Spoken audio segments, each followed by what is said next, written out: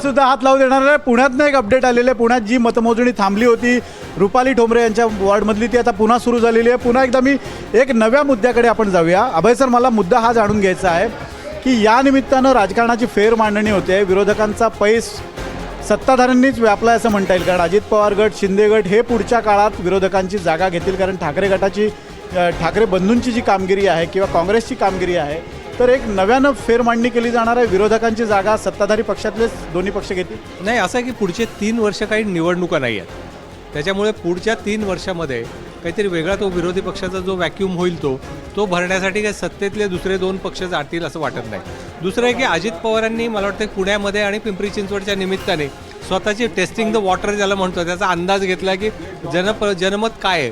मला वाटतं की त्याच्यामुळे आत्ता ते लगेच कुठली भूमिका घेतील असं नाही आहे. पण 2028 नंतर तो वॅक्यूम भरायसाठी निश्चितपणे वेगवेगळ्या पद्धतीने प्रयत्न होतील.